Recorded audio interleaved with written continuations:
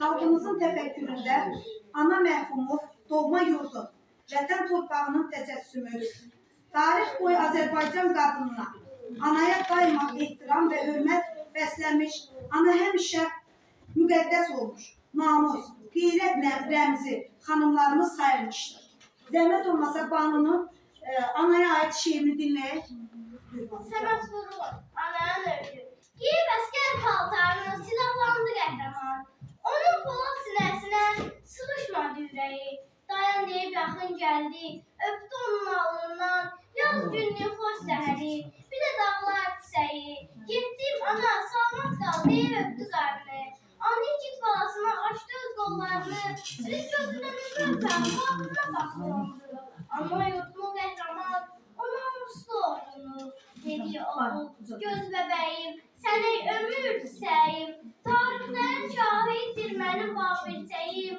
Bilirəm ki, qəhrəmansan, sənə halaldır südüm. Qulağında yaxşı qalsın mənim sənə öldüm. Get düşmənin qarşısında igid tərpən qara. Tüfəngini təmiz saxla, atın da tumarla.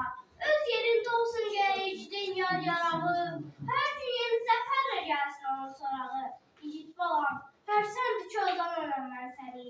Çörəklə böyümsən bizim ana vətəni. Bizim evlər, çoroqlar, çapra yurdudur. Hər tərəfi toplaqdırmaz, güldə batmaz ordudur. Payız vaxtı baxtamızın meyvələri dəyəndə, şaxtallar şirələnib budağını əyəndə, göndərirəm öz zovqatını, sənin də öz payını, sənin də az sözlərinlə zəfərlərin sayını. Get, düşmənin qarşısında igid tərpən qara. Tüfəngini təmiz saxla, atın da tumarla. Əskər artıq yola düşdü, dağ tərpəndi yerindən. Günəş yağdı şöləsini, vətənin göylərindən. Ana baxdı öz oğluna, su da səpdi dalınca. Şair qəlbi bu səhnədən ilhamını alınca. Yaşa dedi ey qəhrəman, yaşa dedi ey vətən. Sonraki şair dodağı